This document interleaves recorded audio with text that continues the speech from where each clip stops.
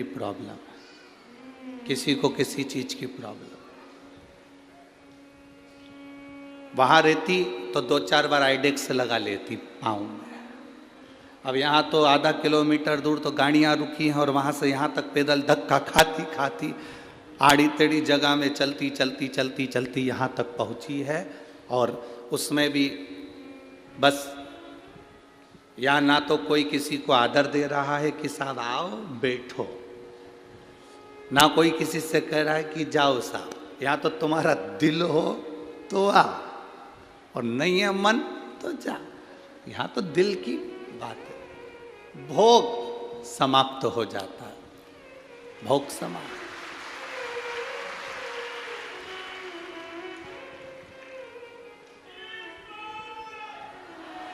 तीसरे नंबर पर शिव पुराण सुनने पर भोजन हमारा जो करने की, हमारी जो घर में आराम से चाय, अचार, ठेसा, सिंगदाने की चटनी और पूरन पोली और आमठी और फिर सिमैया की खीर, ये सब जो तुम्हें 2-1 दिन में कुछ ना कुछ याद आई जाता है कि आज ये बना लो, आज वो बना लो, वो बना लो। 7 दिन में भोजन छूट जाता है। तुम्हारी रुचि से तुम नहीं खा पाते, जो भोले बाबा तुमको दे देता है वो खा लो। भूख गई, भोग गया, भोजन गया, 3 चीज चली। और जिसकी ये 3 चीजें कथा में चली जाए, समझ लो तुम्हें शिव को मिलने में देरी नहीं लगेगी। मिल गया, शिव मिलने में देरी नहीं है, फिर वो मिला। शंकर मिल गया। उसकी प्राप्ति का केंद्र बिंदु है भगवान की भक्ति।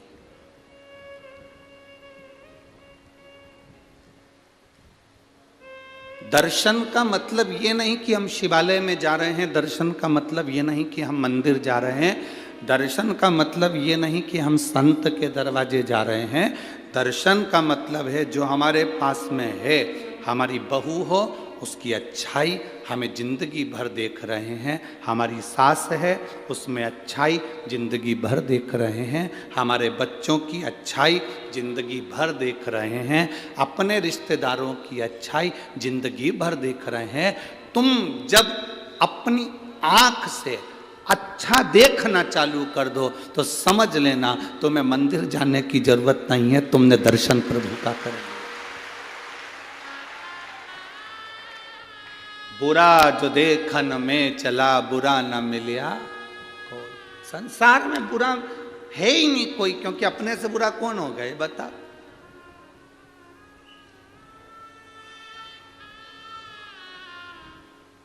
सांप काट लेता है तो उसका इलाज हो सकता है। बहुत ध्यान देना महाराज।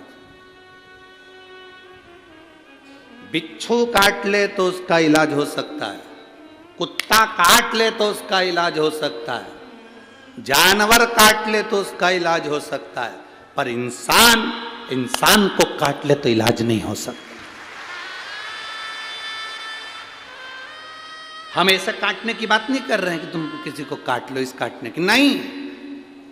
जिसके भीतर नफरत भरी हुई है और अंदर से व्यापार काट रहा है, तरक्की देखकर जल रहा है और उसको नीचे गिराने का सोच रहा है, समझ लो कि वो काट रहा है। जितना जहर सांप के विष में नहीं है, जितना जहर बिच्छू के डंक में नहीं है, उससे ज्यादा जहर आज के आदमी के अंदर भराता चले जा रहा है। एक दूसरे को देख देख कर जहरीला होता जा। ए मेरी जीजियों, मेरी बहुओं से निवेदन है बेटा, मेरी बेटियों से निवेदन है, मेरी बहुओं से निवेदन है, मेरी बेटियों से निवेदन है, तुम्हारे घर में जितने सदस्य हैं, सास अपशब्द कहे ना बेटा, कभी बुरा ना मानिएगा। ससुर अपशब्द कहे ना, कभी बुरा ना मानिएगा। सास अपनी पूरी दौलत उठाकर अगर अपनी जेठानी को भी दे देना तो आंख में आंसू नहीं आना चाहिए। पूरी प्रॉपर्टी उठाकर किसी को दे दे तो रोना नहीं, क्योंकि भोलेनाथ पर भरोसा रखना, वो देकर जाए। बेटियों, ये कभी मत सोचना कि तुम्हारी सास ननन को स्नेह करती है, हमसे तो बात तक नहीं करती। जो घर में नई साड़ी आती है वो ननन को उठा कर दे देती है, कुछ आया तो ननन को उठा कर दे देती है। दे दें दो, तुम टेंशन मत लो। कई माताएं कहती हैं मेरा पति कमा कमा कर मरे जा रहा है और मेरी सास उठा उठा कर दिया जा रही है। ये जान लेना कि तुम्हारे पति का पूर्व का कोई कर्जा होगा, तो ये सब रिश्तेदार उसको निचोड़ निचोड़ कर लेकर जा रहे हैं। ये पूर्व का कर्जा होगा तुम्हारा, जो आज निचोड़ कर लेकर जा रहे हैं। इतना बड़ा दिल रखना, इतना बड़ा दिल रखना। सास किसी को उठाकर पूरी प्रॉपर्टी भी दे दे तो चिंता मत करना। नानी बाई के मायरे में कथा आती है, नरसिंह मेहता की भाभी ने पूरी जायदाद जय कुंवर बाई की अपने कर ली थी और नरसिंह मेहता और माणिक गौरी को धक्के देकर निकाल दिया। नरसिंह मेहता की पत्नी को धक्के देकर निकाल दिया, नरसिंह मेहता को धक्के देकर निकाल दिया। और नरसिंह मेहता की जो भाभी थी उसने पूरी प्रॉपर्टी अपनी कर ली, पूरा सोना चांदी हीरा पन्ना सब अपना कर लिया, बाद में इनको धक्के मारकर निकाल दिया। जरा विचार करना, जिसको धक्के मारकर निकाला था वो नरसिंह मेहता रोते रोते शंकर जी के मंदिर में गया था। अगर आपने नानी बाई का मायरा सुना होगा तो उसमें लिखा है, नरसिंह मेहता रोते रोते शिव जी के मंदिर में गया था। नरसिंह मेहता सांवरिया का भजन करता था, सांवरिया का पूजन करता था, सांवरिया की भक्ति करता था, पर जिस समय उसे घर से निकाला तो वो शंकर के मंदिर में गया। शिव मंदिर में जाकर शंकर के शिवलिंग से लिपट कर रोता रहा, आंख से आंसू बहते रहे, मुख से कुछ कहा नहीं। संसार के लोग उससे कहते हैं जो तुम्हारी सुनता ही नहीं है। तुम्हारे को दुख आया, परिवार वालों से कहा, परिवार वाले क्या कर लेंगे? तुम्हारे ऊपर कष्ट आया, तकलीफ आई, परिवार वाले क्या कर लेंगे? तुम्हारे जीवन में तकलीफें बढ़ी, कष्ट बढ़ा, परिवार वालों से कहा, क्या कर लेंगे? आपने अपना दुख उसको सुनाया जो कुछ नहीं कर सकता। अगर ये दुख जैसे नरसिंह मेहता ने शंकर जी के शिवलिंग का स्पर्श कर कर गले लगकर उसको सुना दिया तो देवाधिदेव महादेव ने नैया पार लगा दी, उसने नैया पार कर दी। सारी प्रॉपर्टी नरसिंह मेहता के बड़े भाई ने रख ली, बड़ी भाभी ने रख ली, नरसिंह मेहता को धक्के देकर निकाल दिया। शंकर जी के मंदिर में नरसिंह मेहता पड़ा रहा। समय आया, नरसिंह मेहता के लिए शिव जी प्रसन्न हो गए। दुनिया का पहला संत था जो मरा नहीं था, सात शरीर बैकुंठ गौलोक धाम तक गया था, शंकर जी के साथ भगवान का दर्शन करने गया था। दुनिया का पहला संत नरसिंह मेहता था। क्या दिया भगवान भोलेनाथ ने? सारी दुनिया का धन दौलत संपदा सब भोलेनाथ ने नरसिंह जी को दे दी, सांवरिया जी के कहने पर। अब इसके पास में, माणिक गौरी के पास में, धीरे धीरे नरसिंह जी के घर में धीरे धीरे मकान, जमीन, जायदाद सब बढ़ गई। सास उसको दे गई थी, दे दे, उसको कुछ मिल गया था, मिल जाए। तुम्हारे पास में 5 बीघा जमीन है, 5 एकड़ जमीन है, तुम्हारे बड़े भाई के पास में 10 बीघा जमीन है, 20 बीघा जमीन है, 10 एकड़ जमीन है, चिंता मत करना। तुम जितनी परमात्मा ने तुमको दी है उसमें इतने खुश होकर जीना कि वो 10 एकड़ वाला भी सोचे कि नहीं होने पर इतना खुश कैसे।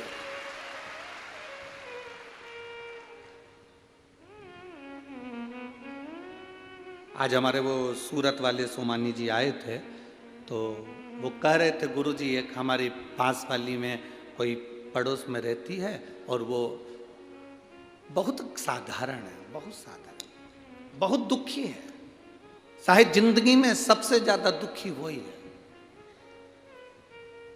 उसने शिव जी का नाम लेकर अपने बच्चों को पालने के लिए, परिवार को पालने के लिए थोड़ा बहुत मठरी और ये चकली और नमकीन का काम चालू करा, उसने ये भेजा है गुरुदेव। पर गुरुजी सोमाणी जी कह रहे थे सूरत वाले कि इतना दुख था, पहले रोती थी।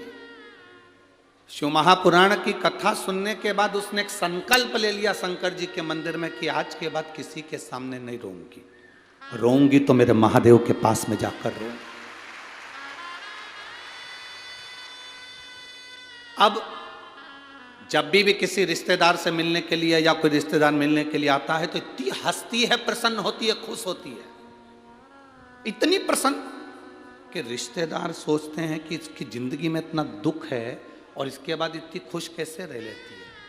बाबा आप कहते हो ना कि शंकर जी के सामने खुश होकर जाना, भले जिंदगी में कितना भी दुख हो, एक ना एक दिन बाबा आशीर्वाद दे ही देता है कि तू ऐसी खुश हमेशा रहे, ऐसी प्रसन्न हमेशा रहे, प्रसन्न होकर जाए, प्रसन्न। आप दुखी क्यों हो? ये इतने लोग लाखों की संख्या में बैठे हो, आप लोग इतने लाखों की संख्या में पहुंचे हो, आप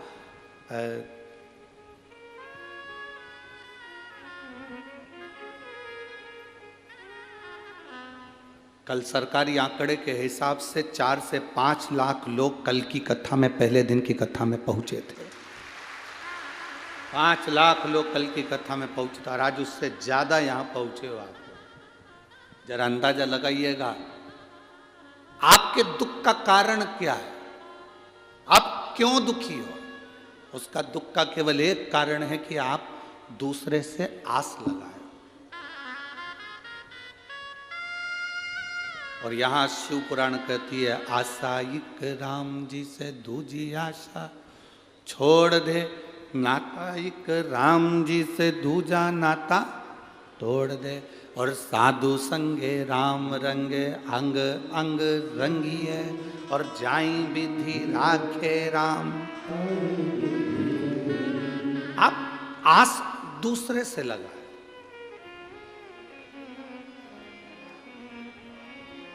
जिस दिन आपने आस लगाना दूसरे से बंद कर दी और केवल ये जान लिया कि मुझे अब दूसरे से कोई आस नहीं है, सास आस लगाकर बैठी है अपने बच्चों से, मेरा बेटा बड़ा होगा, मेरा ध्यान रखेगा, मेरी बहू आएगी गरम रोटी खिलाएगी। अब वो गरम रोटी खिला रही है कि गरम डंडा खिला रही है, आस ज्यादा लगा ली थी इसलिए ऐसा हुआ। आस नहीं लगाती ना, पहले से ये विचार कर लेती कि भगवान मुझे भोलेनाथ जी ऐसा रखना कि मरते दम तक मेरे शरीर में वो बल रखना कि मैं भोजन बना सकूं, अच्छे से तेरा भोग लगा सकूं और स्वयं भी खा सकूं। बाबा से आपको यह प्रार्थना करना चाहिए कि मेरे शरीर को मरते दम तक ऐसा बना कर रखना कि मुझे किसी की जरूरत ना पड़े। पर तुम आस लगा कर बैठी हो, मेरी बहू आएगी मुझे गरम रोटी देगी, मेरी बहू आएगी ऐसा होगा, मेरा बेटा ऐसा करेगा, पोता ऐसा करेगा, रिश्तेदार ऐसा करेंगे। घर में शादी आई तो मन में आ गया मेरे मायके वाले मायरा इतना सारा लेकर आएंगे, इतना मायरा लेके आएंगे, और मालूम पड़े 4 साड़ी लेकर आ गए तो दिल टूट गया। क्यों इतनी आस लगा कर बैठे हो दूसरे से?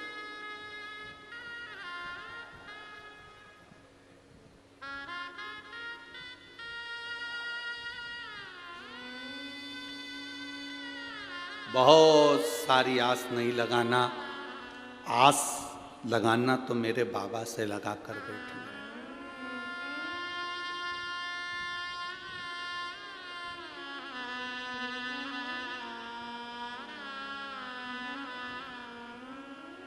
कुंडलियां जितनी पत्रिका आप दिखाते हो, जितनी कुंडली आप दिखाते हो, बताने वाला कितना भी विद्वान होगा हम उसको प्रणाम करते हैं, मना नहीं, पर बताने वाले की कुंडली फेल हो सकती है, दिखाने वाले की पत्रिका फेल हो सकती है, पर यह पक्का है कि महादेव की कृपा कभी फेल नहीं हो सकती।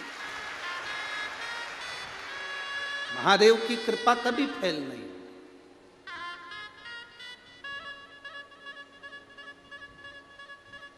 विद्वान कहने वाले कह देंगे कि साहब तुम्हारी सत्ता होगी, तुम्हारा वैभव होगा, तुम्हारी राशि ठाठ होगा, तुम्हारा ये होगा, तुम्हारी पत्रिका इतनी जोरदार है, तुम इतने जोरदार हो, तुम तो सिंहासन पर बैठ जाओगे। पर ना ना ना ना,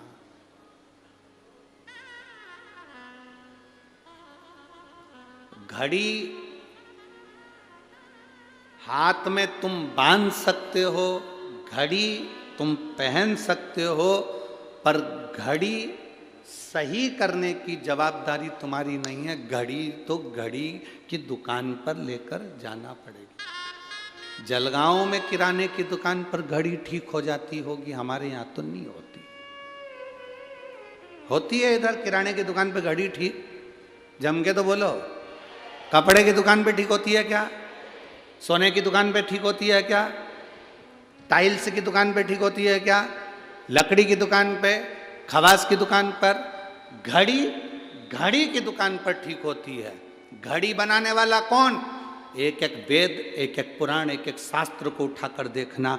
समय, घड़ी, पल, नक्षत्र, काल सब महादेव ने बनाया है।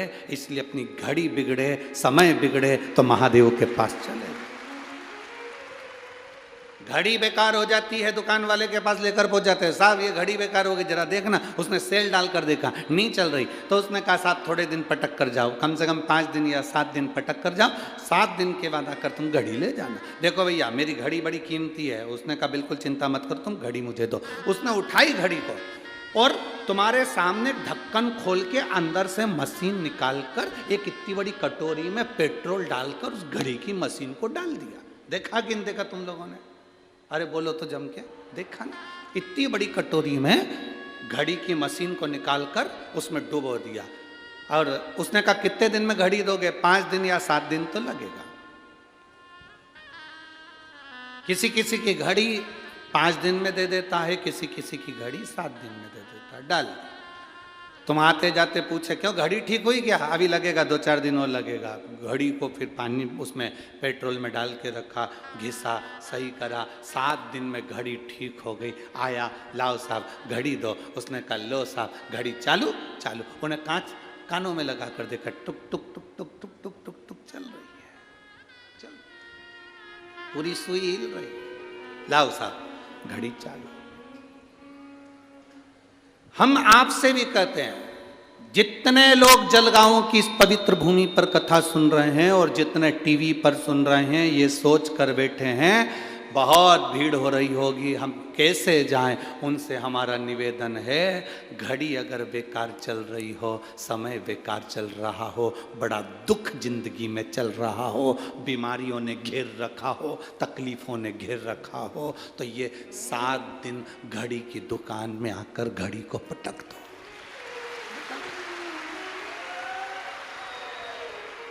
7 दिन ये घड़ी की दुकान में घड़ी को पटक दो। 7 दिन तक इस आत्मा को, शरीर को, चित्त को, वृत्ति को, मन को पटको।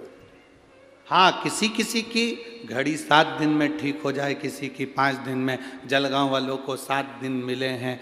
अमरावती में 16 तारीख से दिसंबर 16 यहाँ कथा पूर्ण होगी। 11 तारीख को, 16 तारीख को अमरावती में प्रारंभ हो जाएगी दोपहर में 1 बजे से 4 बजे तक। वहाँ 5 दिन अम्बेश्वर अम्बा विदर्भ की सुंदर शिव महापुराण की कथा वहाँ पर प्रारंभ हो जाएगी अमरावती में।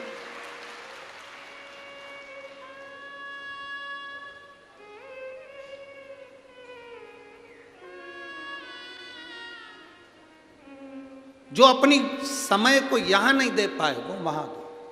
अपना समय परमात्मा को देने का। एक पत्र आया, शकुंतला गोले, धवली जिला बड़वानी, मोबाइल नंबर ये है। मैं बाबा का क्या वर्णन करूं, मेरी शादी को 16 साल हो गए थे। ऐसा कोई देवी देवता नहीं था जिसके दरवाजे पर हमने धोख ना लगाई। मुंबई से लेकर भोपाल तक, इंदौर तक, दिल्ली तक का कोई हॉस्पिटल नहीं जिसमें हमने इलाज ना करवाया। बाबा ने हमको बहुत दिया और हमने इलाज में पैसा भी खूब लगाया, पर संतान का सुख नहीं हुआ, 16 साल निकल गए। किसी देवता पर विश्वास करने का मन ही नहीं करता था, क्योंकि इतनी सारी गोदी हमने भरवा ली थी, झोलियां भर।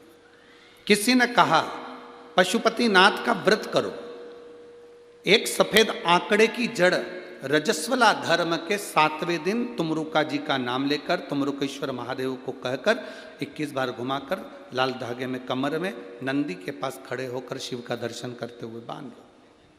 बाबा का मैं क्या गुणगान करूं। देवता देते हैं पल्ला झाड़ कर और महादेव देता है छप्पर फाड़ कर। केवल 3 महीने हुए थे गुरुजी, सारे सब फेल हैं इस सफेद आंकड़े की जड़ और तुमरुकेश्वर के आगे। बाबा ने ऐसी कृपा कर दी। 28 मार्च 2023 को बाबा ने मेरे गर्भ से 2 पुत्रों को जन्म दे दिया है। ये शिव कृपा। कहीं बैठी हैं, कहीं बैठी हो तो आप यहीं का पत्र है। बच्चे लेकर आए हैं क्या कोई साथ में? नहीं लाए, ठीक है, बधाई आपको बहुत बहुत। बच्चों का मैं फोटो लगा रही हूँ गुरुजी, आप लोग टीवी के माध्यम से ये दोनों बच्चों को देख सकते हैं। शिव भक्ति, औघड़ी, शंभु, शंकर, त्रिकालदर्शी। बैठिए।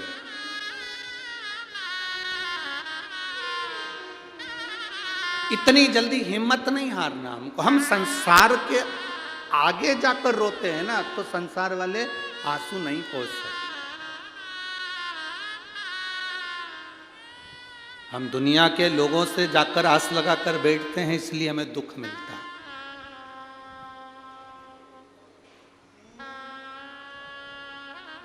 हम दुनिया से आस लगाए ना, इसलिए दुख मिला।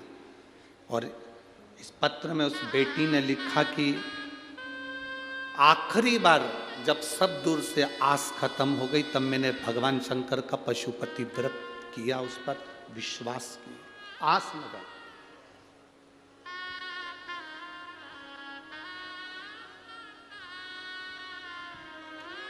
अब किसी दूसरे से आस नहीं लगाई थी आपने, आस लगाई उस देवाधिदेव महादेव से। आस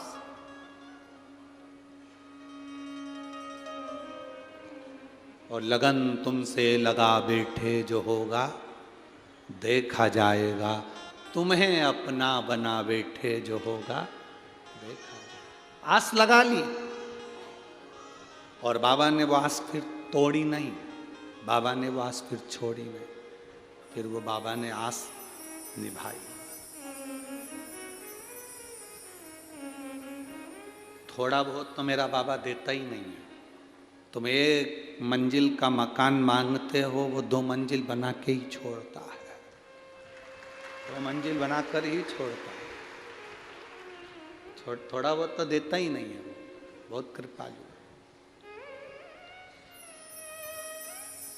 बस आपका विश्वास प्रबल हो, सब में अच्छा देखो। कोई तुमसे कहे कि दर्शन का मतलब क्या होता है, तो आप उसको कह देना दर्शन का मतलब होता है सब में अच्छा देखना, हम किसी में बुरा ना देखें।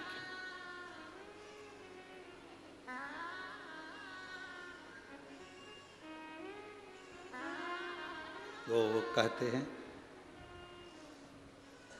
रचा है सृष्टि को जिस प्रभु ने, वही ये सृष्टि चला रहे। जो पेड़ हमने लगाया पहले, जो पेड़ हमने लगाया पहले, उसी का फल अब हम पा रहे हैं। चाहे सृष्टि को जिस प्रभु ने, वही ये सृष्टि चला।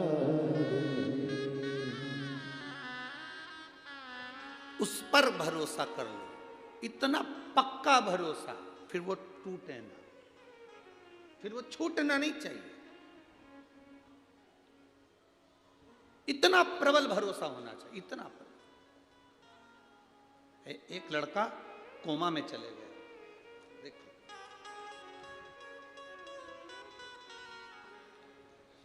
मेरा नाम कांता संजय बागुल है, मैं जलगांव की निवासी हूं, मेरा मोबाइल नंबर ये है।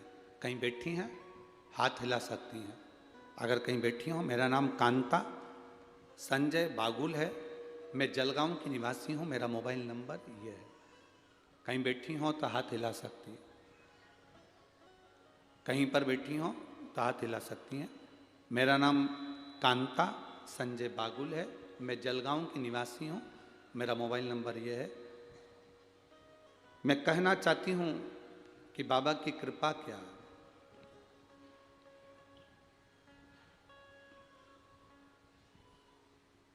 शिव महापुराण की कथा नहीं है गुरुदेव, ये शिव पुराण नहीं। हम पूरा पत्र तो बहुत बड़ा है, आप लोग भी देख रहे होंगे एलईडी पर। अब इतना बड़ा पत्र तो हम पूरा, क्या बात है, जो खास चीज़ उन्होंने हेडलाइन पर मार्क करके दी है, लाइन लाइव बना कर दी है, उसका स्मरण करें। कहूंगी शिव पुराण नहीं है, साक्षात शिव है, जो कथा में बोलते हैं वो बाबा सुनता, ये निश्चित। गुरुदेव 22 साल का मेरा लड़का है राहुल संजय बागुल, बहुत बड़ा शंकर की कथा का भक्त है। पर बाबा आप कहते हो ना, दुनिया में सबको अपना अपना दुख आता है और वो काटना आपको ही है। छींक आपको आई है, आपको छींकना है, खांसी आपको आई है तो आपको खांसना, दुख आया आपको है तो आपको मिटाना। उसको ब्रेन हेमरेज हो गया। 22 साल का मेरा लड़का राहुल संजय बागुल, उसको ब्रेन हेमरेज हो गया। तुरंत डॉक्टर के पास जब लेकर गए तो मालूम पड़ा ब्रेन हेमरेज है। ऑपरेशन के लिए कहा गया। ऑपरेशन करने के बाद डॉक्टर ने कह दिया था कि हो सकता है ये कोमा में चले जाए और इसकी सुध चली जाए, ये जिंदगी भर पलंग पर पड़ा रहे। ठीक भी हो सकता है, पर 90% चांस यही रहते हैं कि कोमा में चले गया व्यक्ति तो जिंदगी भर ठीक नहीं होता। मेरे लड़के का हमने ऑपरेशन करवाया, वो कोमा में चले गया, पड़ा रहा, ना हाथ हिलता ना पांव हिलता, आंख में से आंसू बहता रहता। सारे इलाज फीके पड़ गए। गुरुजी 22 साल का मेरा लड़का, करूं तो करूं क्या।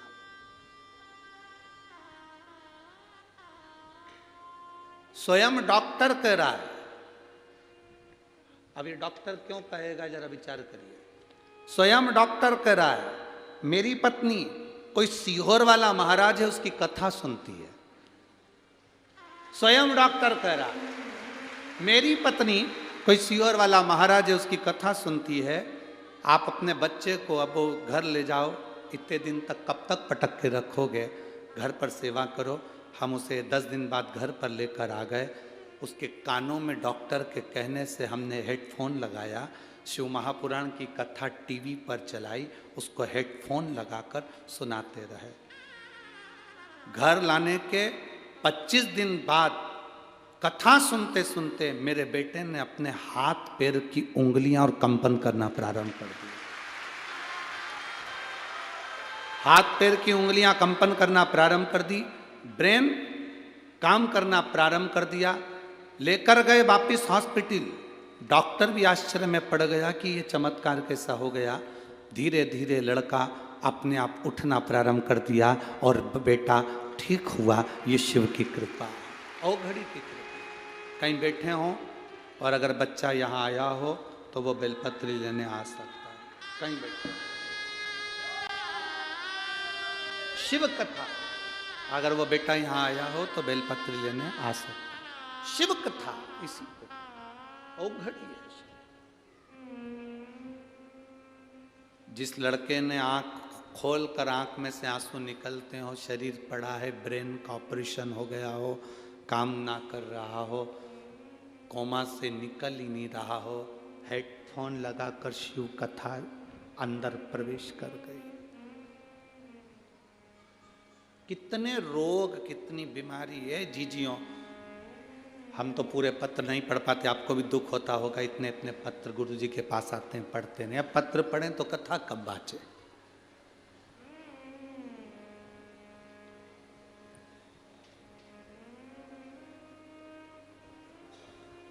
इतने पत्र पढ़ेंगे तो कथा कब बाचेंगे?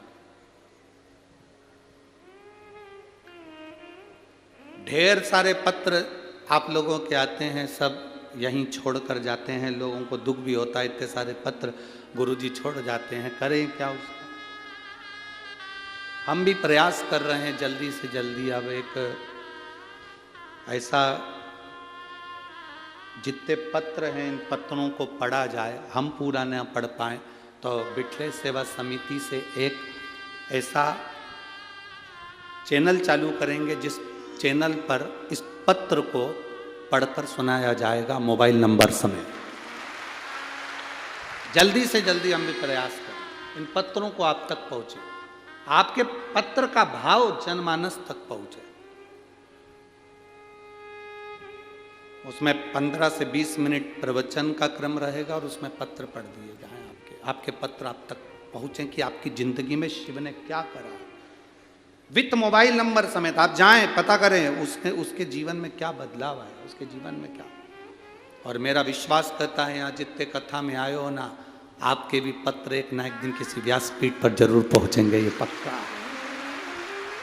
वो शंभु है, ओ घड़दानी, त्रिकालदर्शी, कैलाशी, अविनाशी, शिव कहते हैं उसको। हम किसी का भविष्य नहीं लिख सकते क्योंकि हमारा भविष्य तो खुद उसने लिखा है। हम किसी का भाग्य नहीं बता सकते क्योंकि हमारे भाग्य में क्या लिखा वो उसको मालूम है। ना हमारे पास बेल है, ना भविष्य है, ना हम भाग्य बताने वाले हैं। हम तो इतना जरूर कहते हैं कि बस हम उसके भरोसे हैं, तो आप भी उसके भरोसे हो जाओ, आप भी उसके भरोसे। दूसरे के आगे जाकर नहीं रोना, दूसरे से जाकर कभी दुख की बात नहीं करना। लोग हंसेंगे, ये दुनिया में रोती फिरती है, दुनिया में रो रही है। पहले तो खूब फूली फिरी, पहले तो खूब अपशब्द कहती थी, अब रो रही है। ना,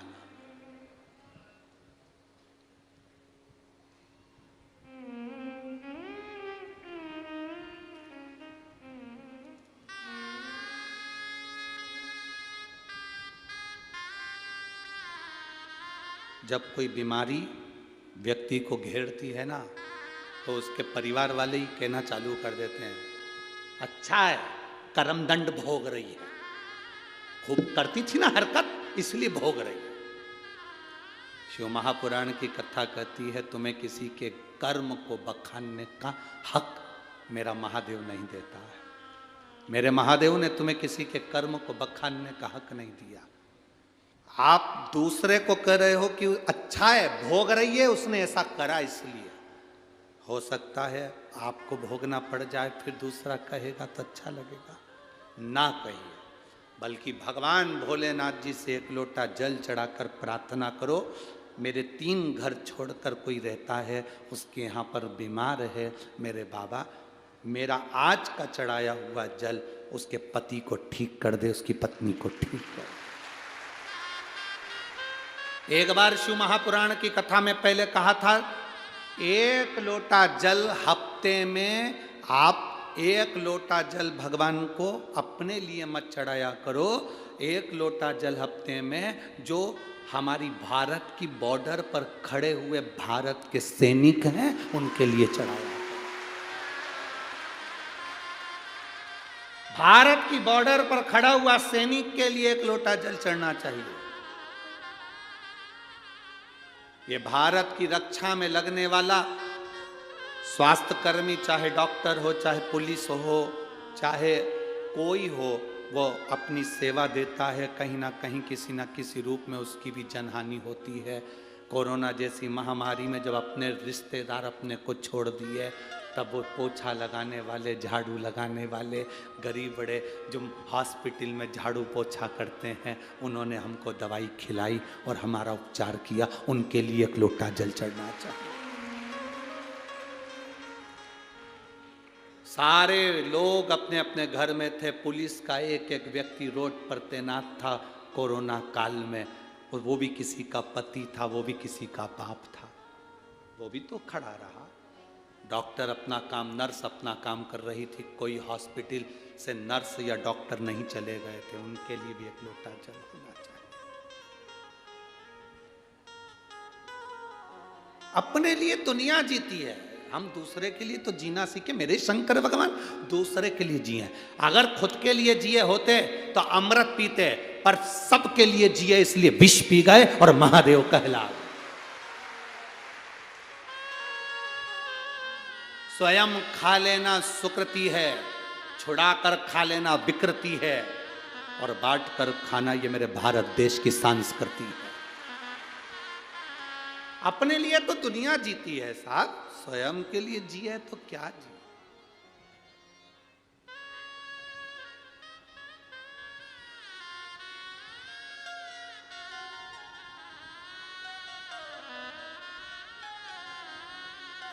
अपने लिए जिए तो क्या जिए, स्वयं के लिए क्या जीना, दूसरे के लिए। शंकर भगवान की कथा आज कोई कह रहा था, गुरुजी आपकी कथा बहुत महंगी होती होगी, आपकी कथा बहुत महंगी होती होगी। हम उनसे कहते हैं कथा कभी महंगी नहीं होती, व्यवस्थाएं बहुत महंगी होती है। कथा महंगी नहीं होती है, व्यवस्था, टेंट लगाया, पंडाल लगाया, साउंड बुलाया, लाइट जलाई, जनरेटर चलाया, लोग आए, पानी पिलाया, भोजन कराया, व्यवस्था बैठने की, उठने की, खाने की, पीने की, रहने की, ये महंगी है। कथा महंगी नहीं होती, व्यवस्था महंगी होती है। कथा तो भगवान शंकर जो कुंभज ऋषि से सुने थे, कथा जो वेद व्यास जी ने कही थी, वो कथा आज तक महंगी नहीं हुई। कथा तो निरंतर चलती रहती है, व्यवस्थाएं महंगी हो जाती, करना पड़ती है। कितनी बड़ी टीम लगी है जलगांव की, यहाँ पर चौधरी जी से पूछे कोई यहाँ पर कि कितनी बड़ी टीम लगी होगी, कितने प्रशासन के लोग लगे हैं, कितना पुलिसकर्मी, चाहे वो यहाँ का नगर निगम, नगर पालिका, स्वीपर, ये वो, सेवादार, झाड़ू वाले, लाइट वाले, साउंड वाले, कितना टीम लगा है, कितना। वो जगदीश से पूछो, भरत जी से पूछो, चौधरी जी से, उनको मालूम होगा। यहाँ पालक मंत्री जी बैठे हैं, इनसे पूछो कि व्यवस्थाएं करने में कितना कितना लगना पड़ता। व्यवस्थाएं करना बहुत कठिन। लाखों भक्त आते हैं और लाखों भक्त जाते हैं, शंकर के भरोसे आते हैं और शंकर के भरोसे जाते हैं। शिव के भरोसे आ रहे हैं, शिव के भरोसे जा रहे हैं, भगवान की भक्ति के साथ में। शिव महापुराण की कथा कर रही है। दर्शन को समझे हम, दर्शन की मूलता को समझे हम, दर्शन के महत्व को समझे हम कि दर्शन क्या है। दर्शन वो नहीं कि हम, दर्शन की मूलता वो नहीं है कि हम मंदिर में गए और दर्शन कर लिया। दर्शन की मूलता वो नहीं कि हम कहीं गए संत साधु का दर्शन कर लिया। दर्शन की मूलता वो नहीं कि हम तीर्थ गए और दर्शन कर लिया। दर्शन की मूलता वो है कि हम भगवान के उस स्वरूप को संपूर्ण जनमानस में देखें, भगवान के उस स्वरूप को संपूर्ण जनमानस, भगवान के स्वरूप को हम संपूर्ण जनमानस में देखें, वो दर्शन। महाराज, चप्पे चप्पे में है झांकी भगवान की, कोई सूझ वाली आंख ही पहचान।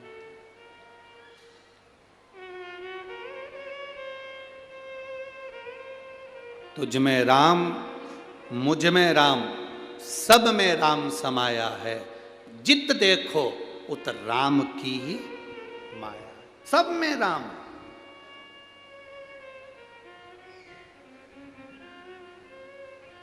अब एक बात आपसे पूछें, ए जलगांव की जीजियों, उत्तर दोगी क्या? जम के तो बोलो जरा, दोगी ना? ठीक है।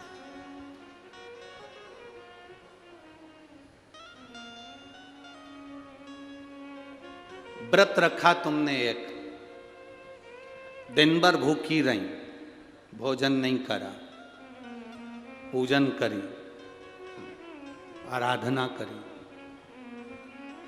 कीर्तन करा, और घर में जितने लोग रह रहे हैं उनसे 24 घंटे झगड़ा करा, तो तुम्हें पूजन का फल मिल जाएगा क्या? जम के तो बोलो जरा, नहीं मिलेगा। अब एक बात आपसे और पूछें, उत्तर देते जाना है। तुमने मंदिर भी नहीं गए, भजन भी नहीं करा, उपवास भी नहीं रखा और कुछ नहीं करा, और घर में जो रह रहे थे रोज लड़ती थी। आज मन करा कि आज मुझे किसी से, अब मैंने कथा सुन ली, अब मैं क्रोध नहीं करूंगी, किसी को अपशब्द नहीं कहूंगी। जो तुम मंदिर में जाकर पुण्य कमाते वो पुण्य तुम्हें घर में मिलेगा कि नहीं मिलेगा? पुण्य तुम्हें घर में मिलेगा।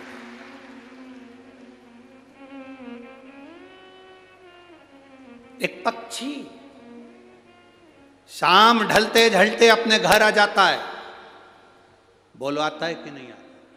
तुम्हारे दरवाजे के बाहर आवारा कुत्ता भी घूमता रहता है तो रात होने पर अपने ओटले पर आ जाता, अपने घर के बाहर आ जाता। पशु, जानवर, पक्षी रात अपने घर घोंसले में आ जाते हैं। गौ माता चढ़ती है तो घर आ जाती है रात होने से पहले। केवल एक मनुष्य ही है जिस शाम ढलती है तो ये ढलने निकल जाता है। केवल एक मनुष्य। पक्षी शाम होती है रात होती है घर आ जाता है, पशु शाम होती है रात होती है घर आ जाता है, जानवर शाम हो इस घर आ जाता है, गौ माता शाम हो इस घर आ जाती है। सब अंधेरा होने से पहले अपने घर आ जाते हैं। और एक संसार में रहने वाले छोरा छोरी आज की पीढ़ियां जैसे जैसे रात ढलती है ये ढलने के लिए बाहर निकल जाते हैं। जिसके घर के बच्चे रात भर बाहर रहते हैं उस घर की कभी तरक्की नहीं हो सकती, वो बर्बाद होकर मानता। पहले का कंट्रोल था माताओं का, 8 बजे के बाद छोरा छोरी बाहर गए तो ताला लगा देती थी। कहाँ जा रही? चल अंदर। कहाँ जा रहा है? अंदर चल। मम्मी अभी दोस्त से मिलकर आया, यहां बुला ले, घर में बुला ले, नहीं जान दूंगी, जा। और अगर चले जाऊं तो पहले मैंने जो कपड़े दिए वो उतार दे, नीचे से अंदर तक चड्डी भी उतार, जा जा, निकल यहां से बाहर, उतार दे सब कपड़े। थोड़ा दबाव तुम्हारा होना चाहिए। बेटे ने कहा मम्मी बस दोस्त क्या शादी है, अभी घूम कर आता हूं। अब शादी तो शादी है तो अटेंड तो दिन में जाना, शाम को जाना है। दोस्त के यहाँ की शादी है तो हम भी तो चलेंगे। तेरा बेस्ट फ्रेंड तो हमारा भी तो कोई लगता होगा। जब तू बेस्ट फ्रेंड है तो हम बेस्ट नहीं है।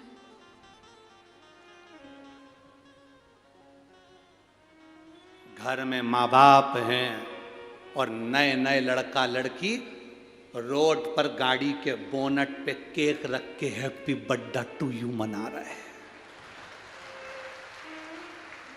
गाड़ी के बोनट पर, गाड़ी की सीट पर केक काट रहे हैं। दुख होता है। एक दो जगह तो हमने गाड़ी खड़ी कर कर पूछा, जा रे आशीष पूछ किया, जिसका केक कट रहा है गाड़ी के ऊपर, पूछना इसके बेचारे के मम्मी पापा नहीं है क्या, अनाथ है?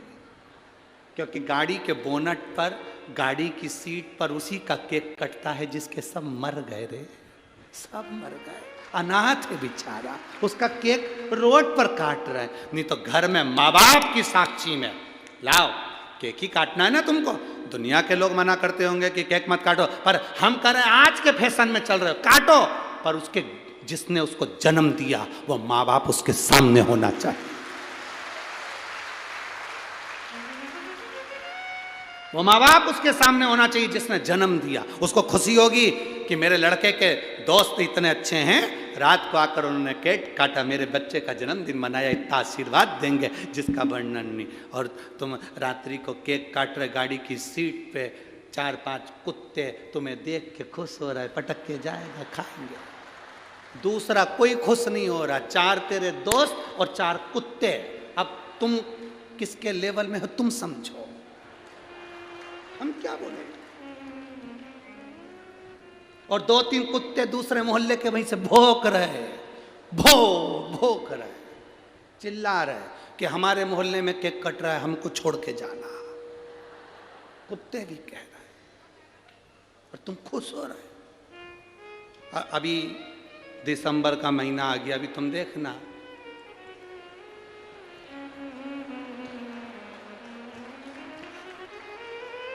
अभी तुम देखो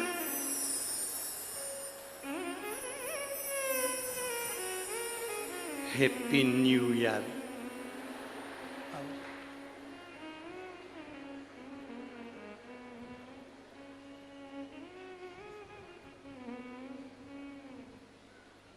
क्या कहे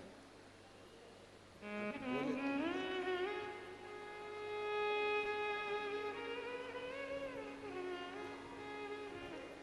हमारा नया साल ये नहीं है।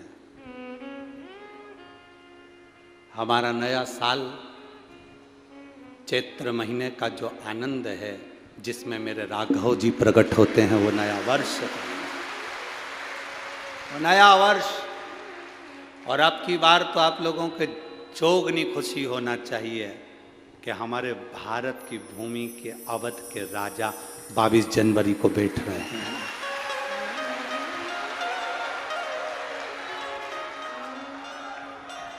भारत की भूमि के अवध के राजा 22 जनवरी को बैठ रहे हैं। ये प्रसन्नता होना चाहिए पूरे भारत देश में। अपने अपने दरवाजे को सजा लो, रंगोलियां डाल लो। जब राम आए थे तो दीपावली मनाई गई थी, वो दिवाली 22 जनवरी को मनना चाहिए। अवध में राम बैठे, समझ लेना कि अब हमारा राजा बैठ रहा है इस भारत की भूमि को संभालने के लिए। सहज नहीं,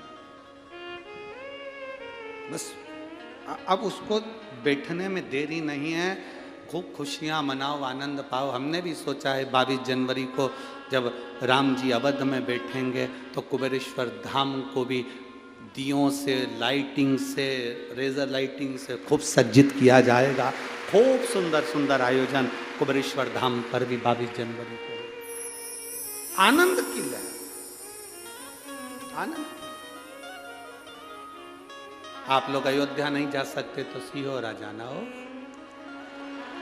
तो 22 जनवरी को वहाँ भी बहुत आनंद के साथ एक दिवसीय खूब रात्रि को लाइटिंग महोत्सव, बाबा का अभिषेक, पूजन अर्चना खूब धूमधाम से कर, भक्ति के साथ शिव तत्व की प्राप्ति। महाराज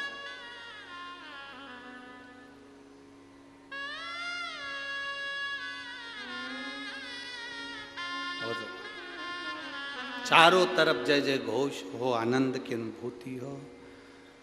रंग रंग रंग रंग पांडुरंग विठला, रंग रंग रंग रंग पांडुरंग विठला, रंग रंग पांडुरंग विठला, रंग पांडुरंग रंग रंग विठला, रंग पांडुरंग रंग रंग विठला। भाव से ओ विठला मेरे श्याम विठला, ओ विठला मेरे श्याम विठला, रंग रंग पांडुरंग रंग रंग विठला, रंग रंग पांडुरंग रंग रंग विठला।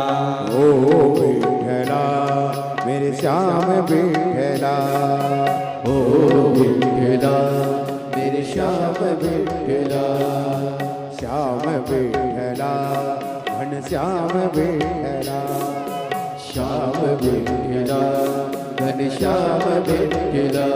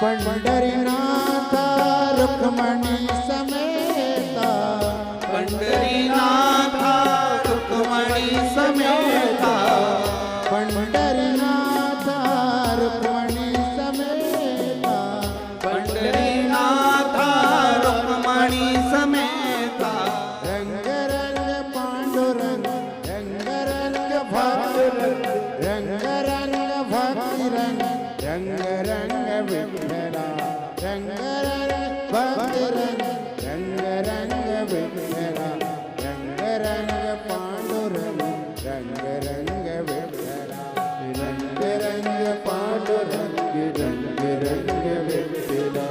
ओ विठ्ठला मेरे श्याम विठ्ठला, ओ विठ्ठला मेरी श्याम विठ्ठला, ओ विठ्ठला मेरे श्याम विठ्ठला, ओ विठ्ठला मेरे श्याम विठ्ठला, श्याम विठ्ठला घन श्याम विठ्ठला, श्याम विठ्ठला घन श्याम विठ्ठला।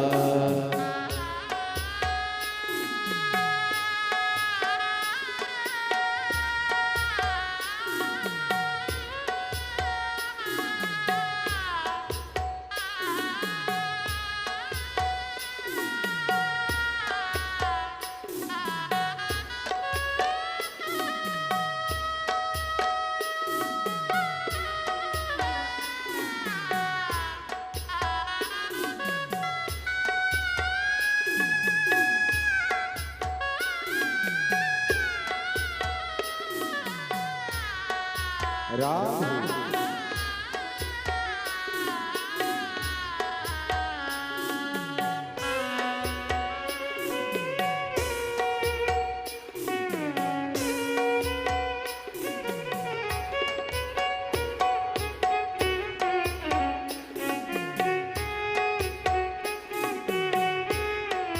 राधे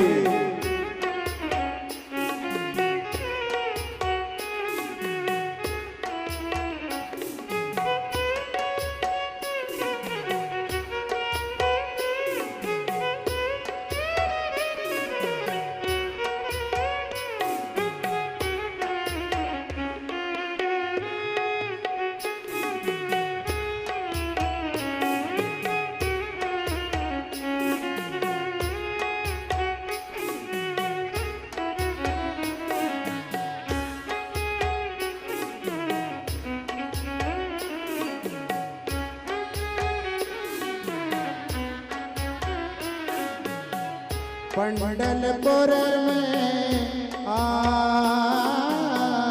पंढरपुर में आप विराजे, पंढरपुर में आप विराजे, पंढरपुर में आप विराजे, पंढरपुर में आप विराजे, आप विराजे थाने रुक्मा साजे, आप विराजे थाने रुक्मा साजे, पंढरपुर में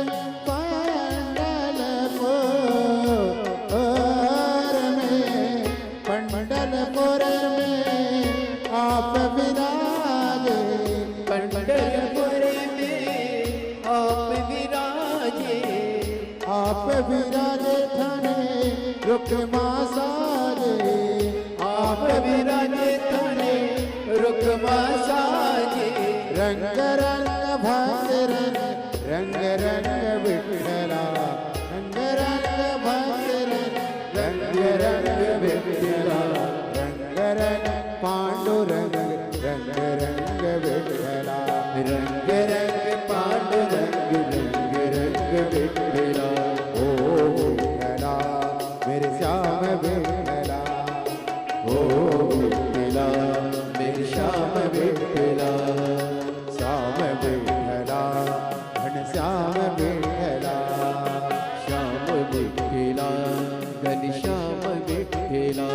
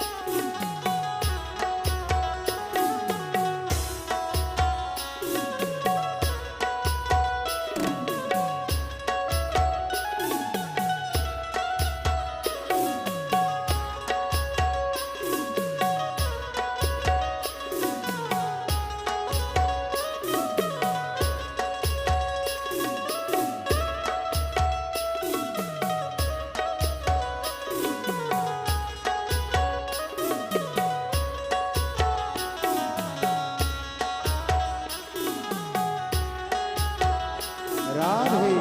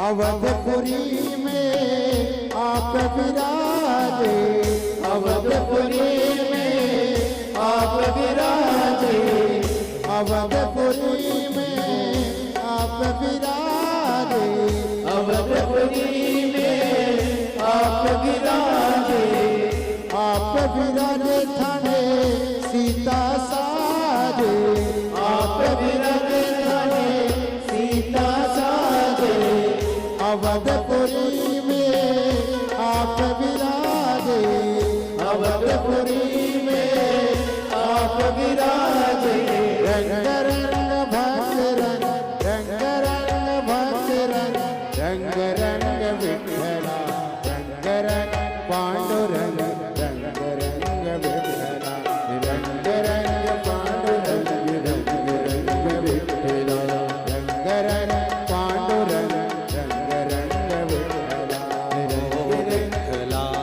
मेरा श्याम विठ्ठला, ओ विठ्ठला मेरे श्याम विठ्ठला, ओ विठ्ठला मेरा श्याम विठ्ठला, ओ विठ्ठला मेरे श्याम विठ्ठला, ओ रंग रंग पांडुरंग, रंग रंग विठ्ठला, रंग रंग पांडुरंग, रंग रंग विठ्ठला, ओ रंग रंग पांडुरंग, रंग रंग विठ्ठला, रंग रंग पांडुरंग, रंग रंग विठ्ठला, पंढरपुर आप विराजे, पंढरपुर में आप विराजे, आप विराजे थाने रुक्मा साजे, आप विराजे थाने रुक्मा साजे, पंढरपुर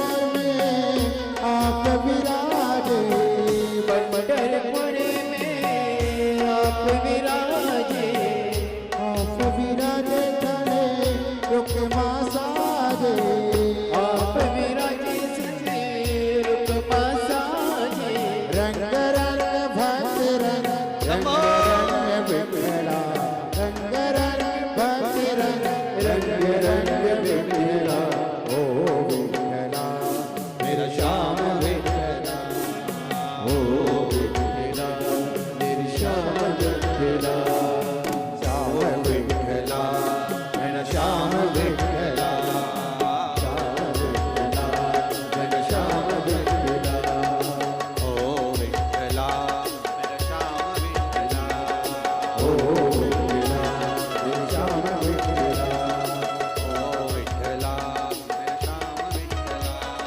ओ विठ्ठला मेरी श्याम विठ्ठला, ओ विठ्ठला मेरा श्याम विठ्ठला, ओ विठ्ठला मेरी श्याम विठ्ठला, बोल विठ्ठल पांडुरंगा भगवान की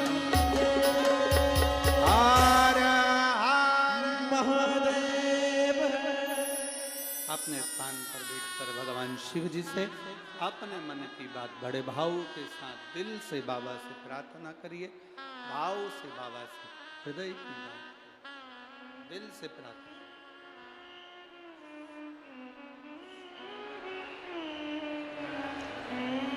जहां जगह मिले वहां बैठकर भाव के साथ बाबा से अपने मन की बात।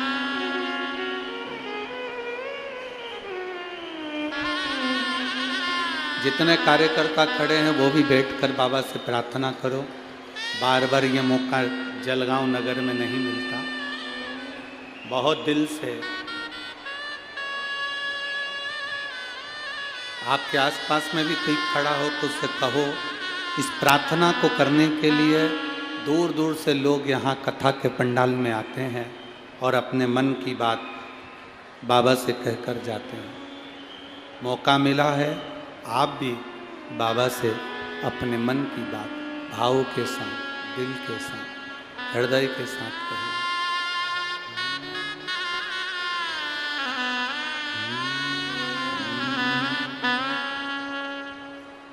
श्री शिवा नमस्तु। श्री शिवा नमस्तु। श्री शिवा नमस्तु।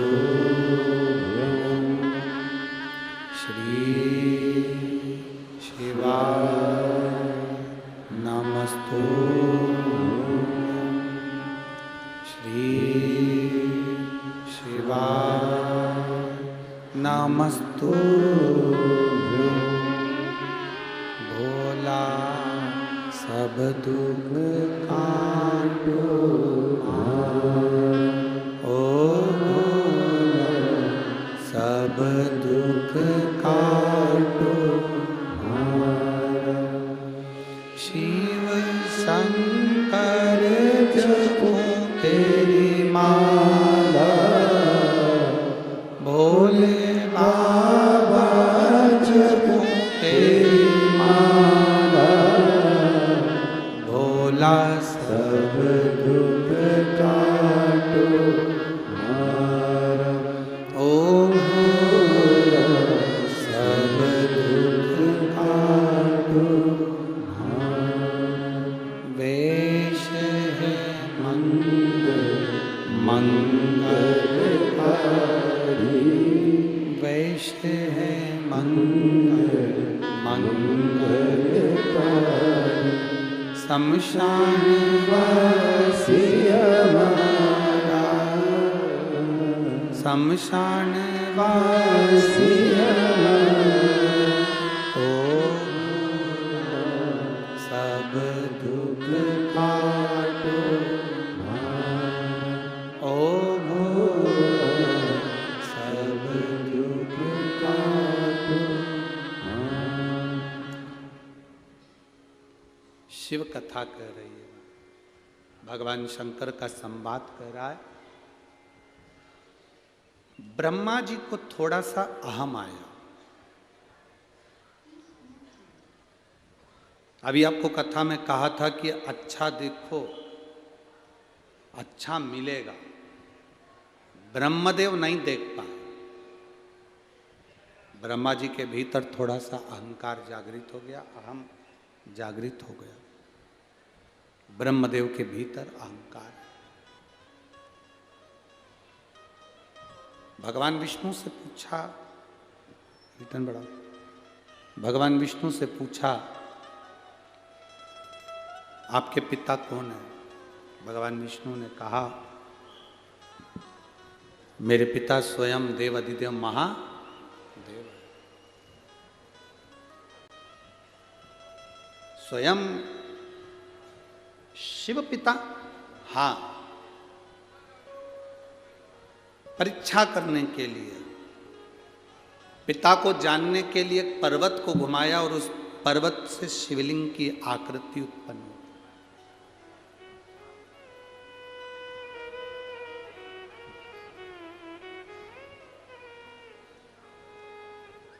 पर्वत से शिवलिंग की आकृति उत्पन्न हुई।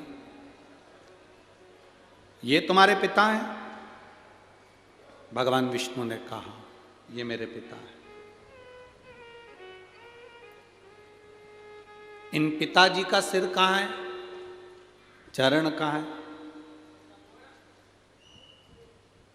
व्यर्थ के प्रश्न व्यक्ति को बर्बाद की ओर लेकर जाते हैं, बर्बादी की। व्यर्थ के प्रश्न, कोई अच्छे प्रश्न हो ना तो कोई बात नहीं, अगर कोई व्यर्थ के प्रश्न करे तो फिर तो बेकार।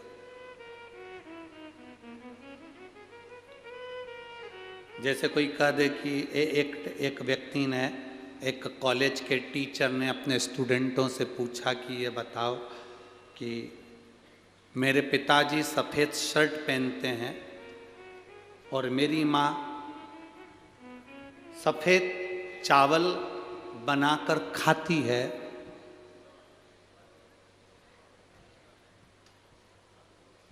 तो मेरी उम्र कितनी है?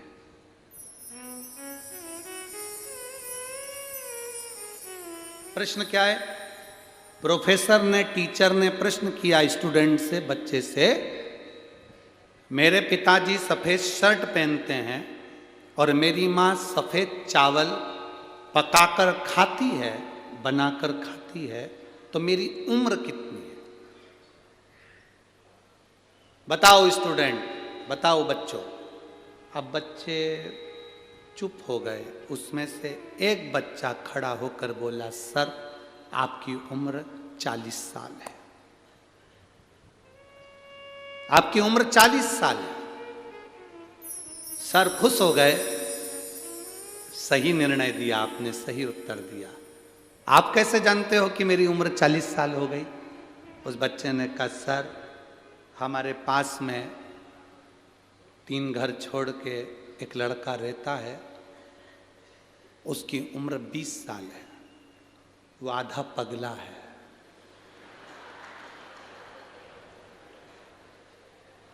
आपकी उम्र 40 साल है, मतलब आप पूरे पगले हो।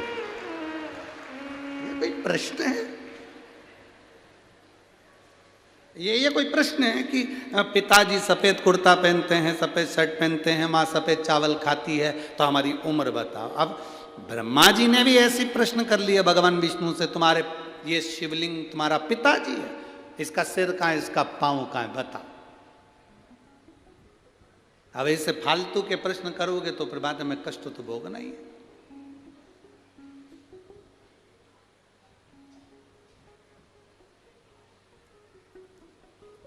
बहुत लोग संसार में से बहुत सारे लोग हैं जो बहुत व्यर्थ के काम कर रहे हैं और बहुत व्यर्थ की बातें करते हैं, बहुत व्यर्थ।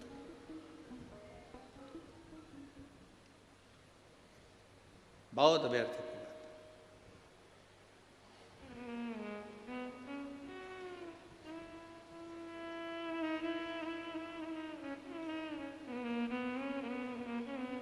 अब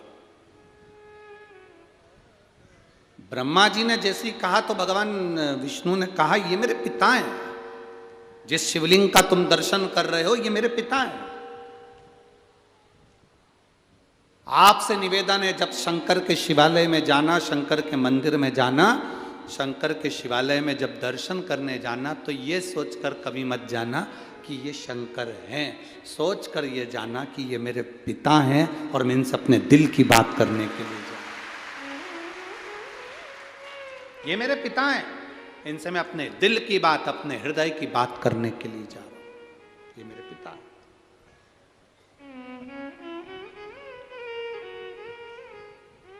जब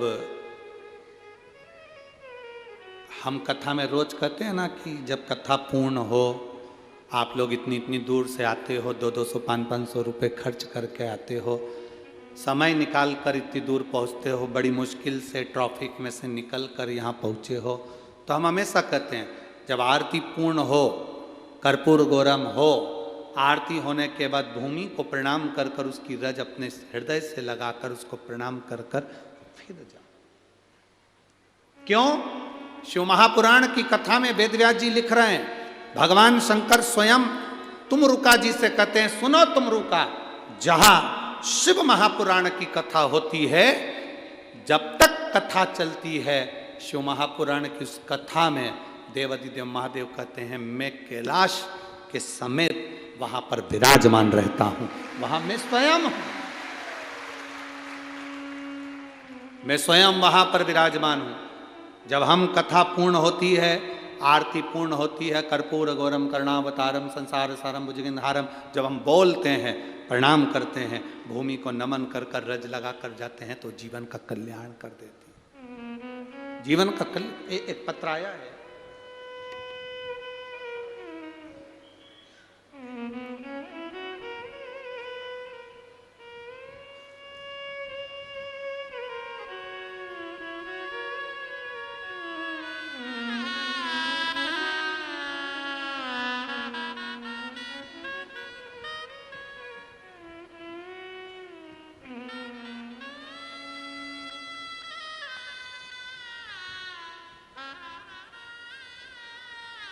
मैं दीपक सतीश सोनवड़े,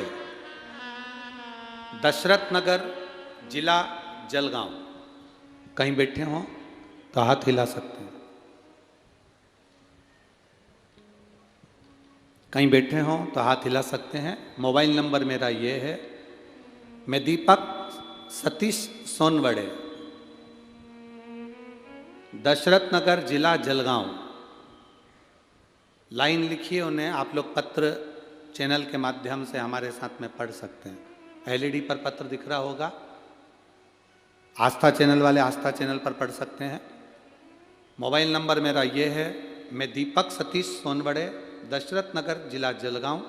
लुटा दिया संसार काशी वाले ने, कर दिया माला माल काशी वाले ने। गुरुजी लोग कहते हैं पंडाल में कथा सुनने से क्या होता है, वहां बैठकर श्री शिवाय नमस्तुभ्यम मंत्र बोलने से क्या होता है, कथा पूर्ण होने पर रज को अपने हृदय से लगाकर जाने पर क्या होता है।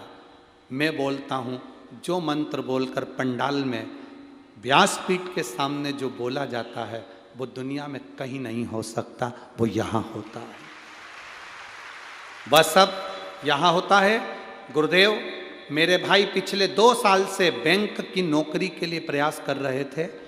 कई समय से वो बैंक की नौकरी का एग्ज़ाम भी दिए थे, पर उनका कभी रिजल्ट नहीं आया। गुरुदेव, सभी रिजल्ट कभी नहीं आए।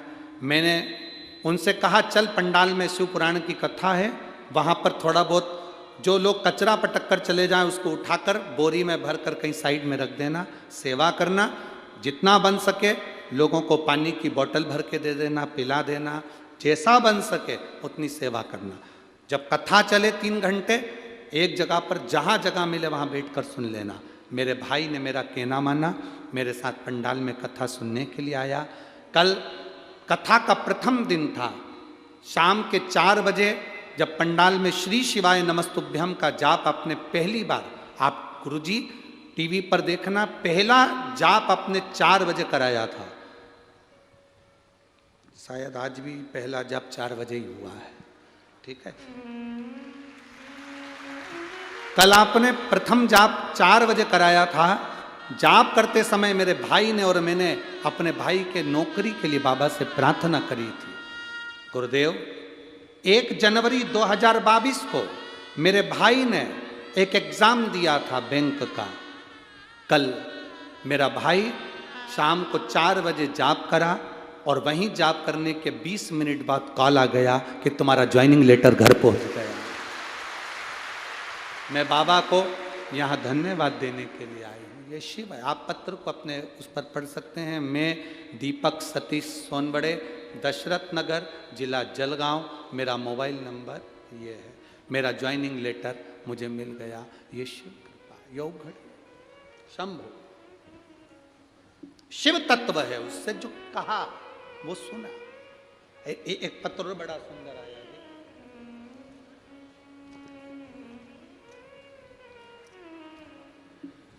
मेरा नाम स्वाति किशोर शिंदे है। पोस्ट उंदीर खे के जिला क्या लिखा है? उंदी उंदी रखे के, तुम समझ गए क्या? बस तो फिर बात खत्म हो गई। ठीक है, कहीं बैठी हैं क्या स्वाति किशोर शिंदे?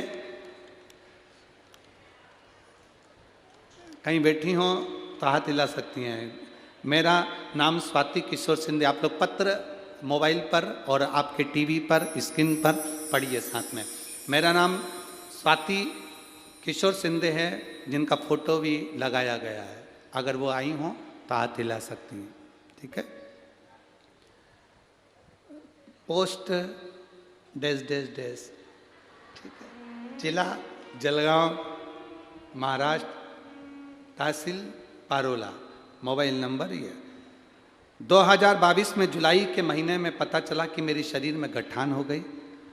गठान का इलाज चल ही रहा था कि शरीर में बहुत सारी गठान हो गई। बहुत सारी गठान देखी तो शरीर बहुत बुरा सा लगने लगा। हम डॉक्टर को दिखाने के लिए गए तो जब ख्याल आया कि इसको डॉक्टर को दिखाना चाहिए, क्योंकि गले में गठान और बड़ी सी हो गई थी। दिखाया, धूलिया में सिद्धिविनायक अस्पताल में चेक कराने के लिए गए। डॉक्टर ने कहा एक गठान निकालना पड़ेगी, उसकी चेकअप होगा। गठान निकाली गई, चेकअप के लिए भेजी गई तो ब्लड कैंसर था, और ब्लड कैंसर भी 4th स्टेज का था। आप लोग पत्र में पढ़ रहे होंगे, पत्र में लिखा है 4th स्टेज का कैंसर है। फिर डॉक्टर ने कहा तुम्हें केमो लगाना होगा। फिर नासिक के श्री गुरुजी अस्पताल में गई, वहाँ भी जांच करी। जांच करने के बाद डॉक्टर ने कहा कि 6 केमो लगेंगे। फिर मैंने 2022 अगस्त में पहला केमो लिया। फिर घर आकर किसी पड़ोसन से कहा, पड़ोसन ने कहा कि मंदिर जाया करो, बाबा से प्रार्थना करो, चढ़ा हुआ जल लाकर आचमन करा करो, बेलपत्र भी खाया करो। मैं वैसे ही करती गई। पड़ोस वाले कहते थे सीहोर जाओ, बाबा का रुद्राक्ष लेकर आओ। हम गए, बाबा का रुद्राक्ष लाए, विनती करी, और विनती कर कर बाबा का रुद्राक्ष लेकर जब आए, विनती कर कर उस रुद्राक्ष का वर्णन क्या करें गुरुदेव। तांबे के कलश में गलाना, शिव जी को जल चढ़ाना, और बाबा की कृपा से बाबा ने ऐसी कृपा करी। आज दूसरी बार जांच करने के लिए गई तो डॉक्टर ने कहा तुम्हारे शरीर में कैंसर नहीं है। बाबा की कृपा से मैं प्रणाम करने के लिए। ये शिव है, औघड़ी शंभु। मेरा नाम स्वाति किशोर शिंदे है। मैं ठीक है, और जलगांव, जिला जलगांव, तहसील पारोला, महाराष्ट्र की रहने वाली हूँ। और पोस्ट मोबाइल नंबर ये है। नाम तुम पढ़ लो, दिखाओ रे दिखाओ जरा चैनल वालों, गांव का नाम दिखाओ। पोस्ट नाम पढ़ो। जितने लोग टीवी पर देख रहे हो, एलईडी पर देख रहे हो, तुम वहीं से चिल्ला के बोलो कौन सा नाम है। उंदी। अब इनने क्या लिखा है वो पढ़ो तुम पहले, तो टीवी पर हो। ठीक है, तुम समझ गए ना? हाँ ठीक है। कहाँ गिरे? उंदीर खे ले। हाँ ठीक है। शंभु शंभु। एक ने तो पत्र रुमाल पे लिखा है, धुला हुआ है? नहीं तो मालूम पड़े ऐसे ही भेज दिया हो। पत्र लिखा उन्होंने। स्वाति तायड़े, पारस से हूं। कहीं बैठी हो तो हाथ हिला सकती है। ठीक है। उन्होंने पत्र में लिखा है मुझे ब्रेन का प्रॉब्लम था, बहुत ज्यादा तकलीफ थी ब्रेन की। ब्रेन का जब प्रॉब्लम था, डॉक्टर के हिसाब से बहुत बड़ी बीमारी थी, पर मैं बाबा को क्या वर्णन करूं।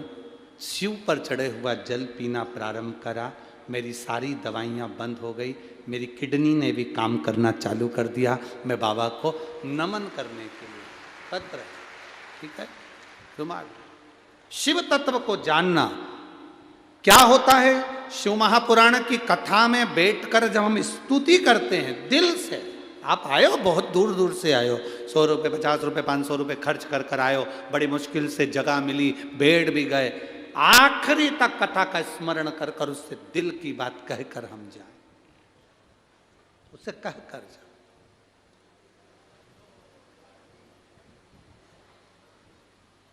कई लोगों को चिंता भी रहती है, एकदम सब छूटेंगे तो गाड़ियां ट्रैफिक में फंस जाएगी, थोड़ा जल्दी निकल लें, और मालूम पड़े ऐसे ही भगवान के यहाँ जाने में जल्दी निकल लिए तो वो तो समझ वाली बात।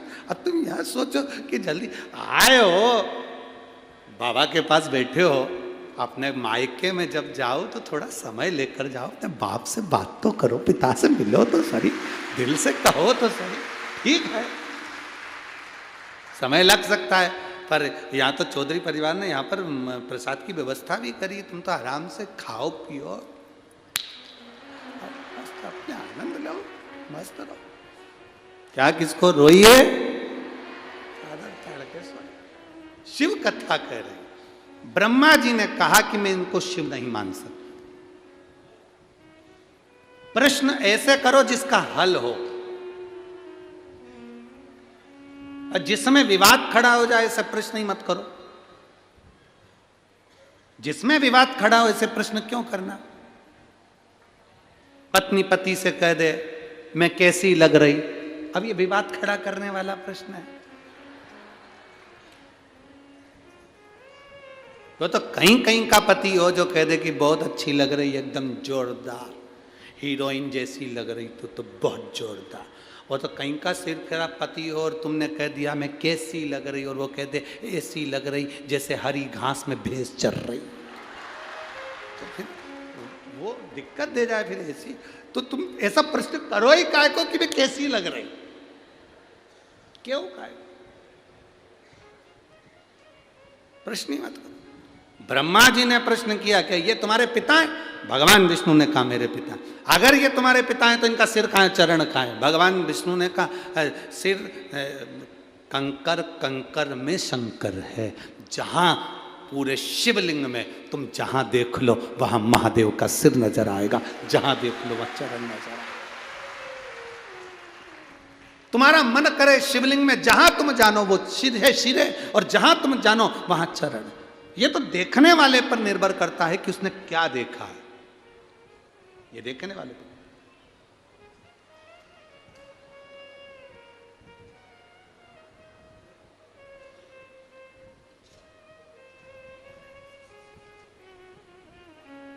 एक व्यक्ति ने हमसे पूछा धूलिया में कि गुरुजी ये बताओ कि मैं भाग्यशाली हूं कि नहीं।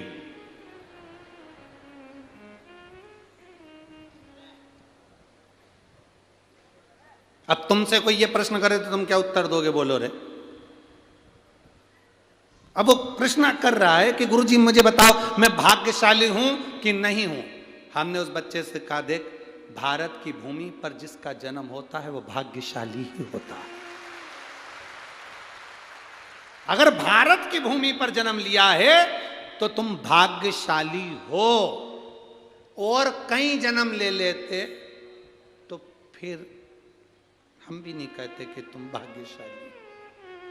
जो भारत की भूमि पर जन्म लेता है, भारत माँ की गोद में पैदा होता है, भारत माँ की गोद में खेलता कूदता बड़ा होता है, भारत माता की गोद में रहकर सनातन धर्म की ध्वजा को लेकर चलता है, वो भाग्यशाली ही होता है।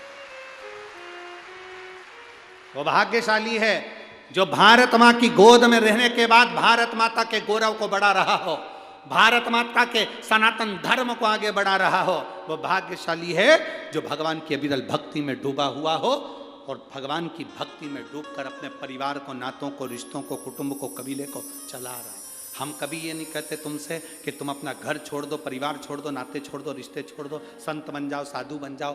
तुम्हारी मर्जी पड़े तो तुम किसी गंगा के तट पर जाकर, ताप्ती के तट पर जाकर बैठ जाओ। आज तक इस व्यासपीठ से ये नहीं कहा कि घर छोड़कर तुम साधु बन जाओ, संत बन जाओ, बाबा बन जाओ, जोगी बन जाओ। अपने को नहीं बनना, जो बने वही काफी है। अपने को नहीं बनना। अपन तो जो है, राम सिंह है तो राम सिंह ही रहे हो, कमलाबाई है तो कमलाबाई रहे हो, लीलाबाई है तो लीलाबाई रहे हो। अपने को ज़्यादा बनने की ज़रूरत नहीं है। जो ज़्यादा बनता है फिर बाद में वो दुख भोगता है। अपन तो गृहस्थी हैं, भगवान का भजन करते करते अपने घर का काम करो, सबको संभालो, पत्नी बच्चे कुटुंब कबीले सबके साथ रहो। जब मौका मिल जाए तब भगवान का नाम लो। रात्रि को सोने के समय पर पलंग पर पड़े हो, उस समय पर 5 बार श्री शिवाय नमस्तुभ्यम बोलो। सवेरे उठो तो श्री शिवाय नमस्तुभ्यम बोलो। उसके बोलने का फल क्या होता है ये शिव महापुराण में लिखा। भगवान शंकर महादेव कहलाते हैं। एक बार लक्ष्मी जी भगवान विष्णु को देख लेती हैं। भगवान विष्णु तप साधना में डूबे हुए थे। तप साधना में जब नारायण डूबे हुए थे तो लक्ष्मी जी को लगा कि मेरे परमात्मा तो तप साधना में डूबे हुए हैं, मैं कहाँ जाऊँ। लक्ष्मी जी भ्रमण करती करती करती करती उस समय पर मृत्यु लोक में चली गई। मृत्यु लोक में जाकर लक्ष्मी जी एक बेलपत्र के वृक्ष के नीचे तप करने के लिए बैठ गई। अब माता लक्ष्मी बेलपत्र के वृक्ष के नीचे तप कर रही। आपको कथा में, नासिक की कथा में एक बात कही थी, कहीं पर जाकर भगवान का भजन करते हो, घर में बैठकर भजन कर रहे हो, दुकान में बैठकर भजन कर रहे हो, तीर्थ में बैठकर भजन कर रहे हो, पंडाल में बैठकर भजन कर रहे हो, सब जगह जहां बैठकर भजन कर रहे हो, तप कर रहे हो, मंत्र जाप कर रहे हो, उसका फल अगर बेलपत्री के वृक्ष के नीचे भूल से भी आपके मुख से एक बार श्री शिवाय नमस्तुभ्यम निकल जाता है, पंचाक्षर मंत्र नमः शिवाय, षडाक्षर मंत्र ओम नमः शिवाय निकल जाता है, तो ये समझ लो कि आप 12 ज्योतिर्लिंग में बैठकर भगवान का भजन कर रहे हैं। 12 ज्योतिर्लिंग में बैठकर भगवान का भजन कर रहे हो।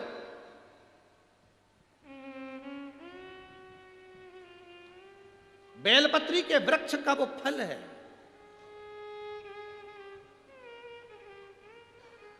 जब हम सीहोर जब कथा दी जाती है तो यजमान परिवार को कहा जाता है कि देखो जहाँ पर आप व्यासपीठ बनाएं वहाँ व्यासपीठ के आसपास में कहीं पर कुछ रखो ना रखो, पर एक बेलपत्री का पौधा जरूर रखना। क्यों?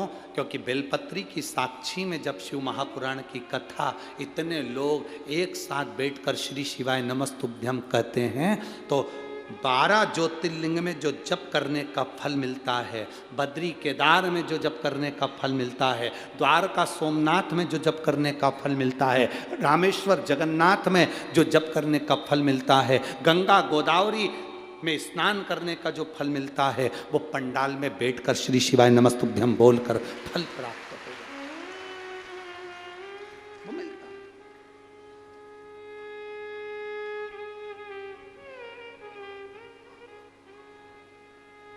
शिव कथा कह रही है, लक्ष्मी जी जाकर बैठ गईं बेलपत्री के वृक्ष के नीचे, और माता लक्ष्मी जब बेलपत्र के वृक्ष के नीचे जाके बैठी, माता लक्ष्मी जब बेलपत्र के वृक्ष के नीचे बैठी तप करना प्रारंभ करा। अब तप लक्ष्मी जी को तो इतना स्मरण में नहीं था, उन्होंने केवल मंत्र का जाप करा, केवल मंत्र का जाप।